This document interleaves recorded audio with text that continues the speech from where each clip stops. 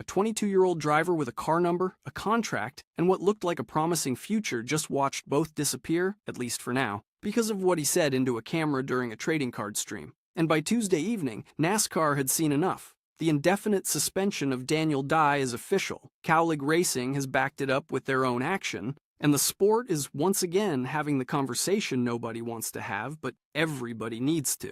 Then Kyle Busch weighed in, and this story got a whole lot more complicated. Let's walk through exactly what happened, what it means, and why this particular incident, in this particular moment, cuts deeper than most. Here is what NASCAR confirmed on Tuesday, March 18th, 2026. Daniel Dye, the 22-year-old driver of the number 10 Ram 1500 for Kaulig Racing in the NASCAR Craftsman Truck Series, has been suspended indefinitely following a conduct violation tied to a public live-stream event. The specific incident occurred earlier this month on the Whatnot platform, a trading card opening event conducted online, where Dye was on camera, in front of a live audience, and chose to mock IndyCar driver David Malukas, using a high-pitched voice imitation that he himself labeled on camera as his David Malukas gay voice. The context was a conversation about the NASCAR and IndyCar doubleheader at St. Petersburg, where Dye had previously met Malukas. Dye said those words out loud, on a live broadcast, and clips of the moment spread across social media fast enough that by Tuesday evening, NASCAR had no choice but to act. The governing body cited Rulebook Section 4.3c, the driver conduct policy, which prohibits NASCAR members from making any public statement or communication that criticizes, ridicules, or disparages another person based on race, color, creed, national origin, gender, sexual orientation, marital status, religion, age, or handicapping condition. That language is specific. Sexual orientation is explicitly named in that rule. There is no gray area in the language of the violation, and NASCAR applied it directly. Kaulig Racing followed within hours, announcing their own suspension of Dye effective immediately. When both the sanctioning body and your own race team pull your credential on the same night, the message is not ambiguous. And later Tuesday, Dye himself posted a public apology on social media, addressing Malukas directly and writing, "I chose my words poorly, and I understand why it upset people. I'm sorry to anyone who was offended. That's not how I want to represent myself." He described the comments as careless, but here is where the story gets heavier. That word, careless, is doing an enormous amount of work in that apology, and not everyone is letting it carry the full load. But that is only half the story, because to understand why this suspension lands with the weight it does, you need to understand who Daniel Dye is and where he was in his career right now. Dye is 22 years old. He's from the D-Land and Daytona Beach area of Florida. He has 97 total NASCAR starts across multiple series and 0 wins. 2 top 5 finishes in the Truck Series, 10 top 10s. He spent 2025 racing full-time in the NASCAR Xfinity Series, where his best finish was a 7th place at Atlanta. This year, 2026, Kaulig Racing brought him back for a full-time Truck Series schedule in the number 10 truck, a real opportunity, with manufacturer backing from Ram at a team that has consistently developed young talent. This was supposed to be the year Dye proved he belonged, and this is not the first time he has been suspended. In 2022, Dye was suspended from the RCA Menards Series following an arrest related to an alleged altercation with a high school classmate. He came back from that. He rebuilt. He earned this ride. And now, 4 years later, on a trading card live stream, the same pattern has resurfaced. That is the context that makes this hit differently. This is not a driver who made one mistake and stumbled. This is a driver with a documented conduct history, still early in his career, who made a public statement that NASCAR's own rulebook explicitly prohibits. For Kaulig Racing, the position is uncomfortable. They run a competitive multi-series program. They develop young drivers. They have manufacturer relationships to protect. Being aligned with this incident, even for one news cycle, is a cost they cannot afford. Their suspension announcement came fast, and that speed tells you something about how clearly they read the room. And then came the part nobody saw coming, because sitting somewhere in the orbit of this story is a 2-time Cup Series champion who reportedly made his feelings very clear. Kyle Busch, 2 championships, 63 Cup Series wins.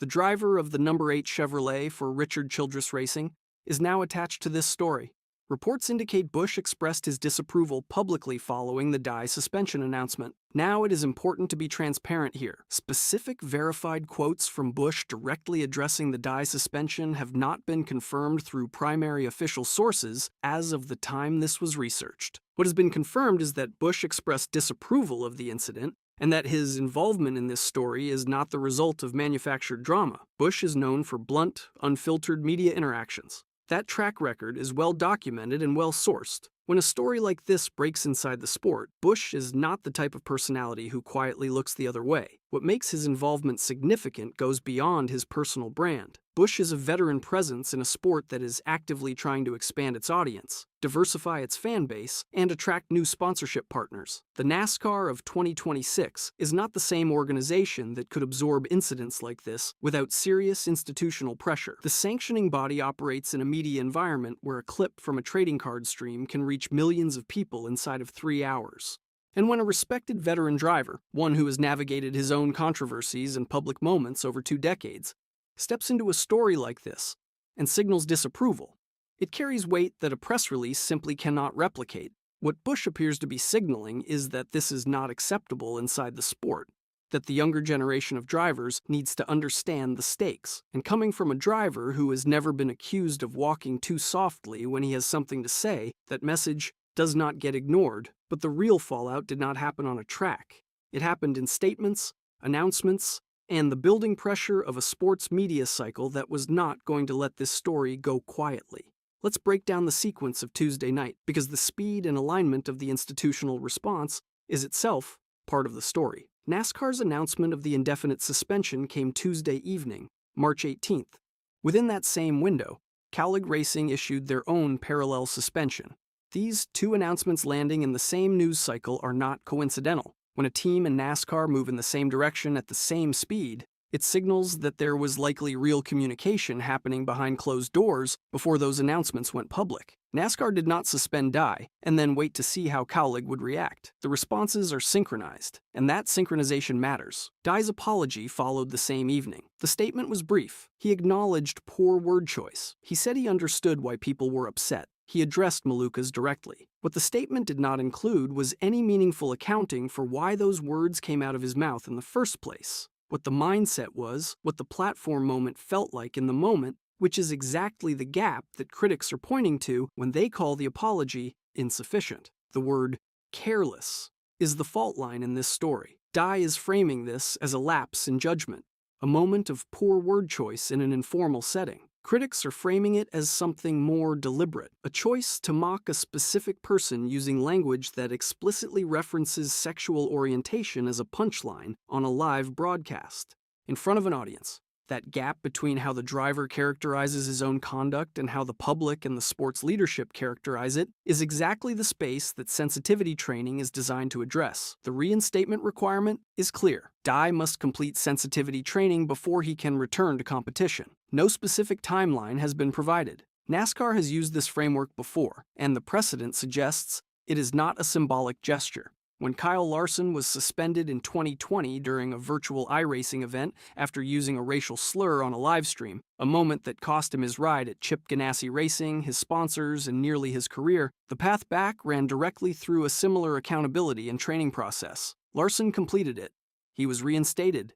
He went to Hendrick Motorsports. He won the Cup Championship. That is the most high-profile precedent this sport has for a live-stream-based conduct suspension, and it is the benchmark every conversation about Dye's situation is going to reference. Noah Gragson followed a related path in 2023 after a social media conduct violation, indefinite suspension, sensitivity training required, eventual return to competition. The framework exists. The question is always whether the driver meets the moment the framework is designed for. And when you look at the standings and the calendar now, you see why this changes things beyond just one driver. Dye is a Truck Series driver. His suspension does not affect the NASCAR Cup Series playoff picture. The next Cup race on the schedule is Darlington Raceway on March 22, 2026, and that event proceeds without any connection to this incident. But the impact of what just happened is not measured in Cup Series points. It is measured in something broader. In 2026, NASCAR is operating inside one of the most competitive sponsorship and broadcast environments in the sport's history. Charter negotiations, manufacturer commitments, and media rights deals are all active or recent. The sport is actively recruiting sponsors who care about brand alignment. When a conduct incident with this specific language surfaces, language targeting sexual orientation on a public platform, it reverberates in boardrooms, not just press boxes. Sponsors who are evaluating NASCAR programs watch how the sport responds to these moments. The speed and force of this response, indefinite suspension, team suspension, mandatory training, is exactly the kind of institutional action that tells those partners the sport takes this seriously. For Kaulig Racing specifically, the stakes are tangible. They carry Ram branding on the number 10 truck. Ram is a Stellantis brand. Stellantis is a major NASCAR partner. The alignment of that partnership with a driver conduct story involving a public disparagement based on sexual orientation is not a neutral situation. Kaulig moved fast. That speed protects the partnership. It also sends a message to every other young driver in their program about what the standards look like. For Dye personally, the career math is straightforward, but not impossible. He is 22 years old. He has time, but he has also now been suspended twice before he has won a single race. That calculus shapes how organizations evaluate him as a long-term investment. His path back requires more than completing a training program. It requires demonstrating, consistently and over time, that the conduct issues are behind him. And that sets up what could be the most defining stretch of Daniel Dye's career before he has ever stood in victory lane. The immediate question is how long the reinstatement process takes. NASCAR has not set a deadline. Sensitivity training programs in this context are not a one-afternoon commitment. Depending on the structure NASCAR requires, Dye could be looking at weeks before he is eligible to return to the number 10 truck. Every race that passes without him in that seat is a race. Kaulig Racing is managing around his absence with a full-time program, manufacturer obligations, and a truck series schedule that does not pause for conduct proceedings. The broader question, the one that is going to hang over Dye for a long time, is what the return looks like. Larson's reinstatement worked in large part because his performance on track was undeniable, and because Hendrick Motorsports made a calculated bet on his talent. Dye does not have that same performance floor to stand on yet. His resume is thin. His opportunity with Kaulig was already built partly on organizational faith. When he comes back, and the expectation right now is that he will complete training and return at some point, he will need to earn that ride all over again in the eyes of people who did not have to give him a second chance in the first place. Kyle Busch's involvement in this story is also worth continuing to watch. Busch is navigating his own story at Richard Childress Racing, where the number 8 Chevrolet has been working to find its footing in the early races of 2026. Busch is not in a position where external commentary normally serves him. He has his own performance story to manage. The fact that he appears to have stepped into this one anyway tells you something about how seriously he, and by extension the veteran layer of this sport, takes the conduct standards that younger drivers appear to be underestimating. Watch for whether Busch expands on those comments publicly in the coming days. He has a history of saying more when pushed, not less. And watch for how Kaulig Racing handles the number 10 program going forward, whether they have an interim driver lined up, how long they can sustain the schedule, and whether Dye's return is framed as a full reinstatement or something more conditional. David Malukas has not yet responded publicly in any verified capacity. His response, or decision not to respond, will be part of this story too. He is the person who was mocked by name on a public platform. How he chooses to handle this, what he says, and whether he accepts the apology publicly will shape the final chapter of the immediate news cycle in a meaningful way. The sport will move forward. The Cup Series heads to Darlington. The Truck Series continues. The points keep accumulating, but Daniel Dye's career is on pause, suspended indefinitely, waiting on a training program, carrying a second conduct violation before his first win. And the sport is watching to see not just whether he comes back, but whether he comes back differently than when he left. Because in NASCAR in 2026, a live stream is not an informal conversation. It is a broadcast. And every word you say into that camera is a public statement. That is what Section 4.3c means. And that is what Daniel Dye is learning right now.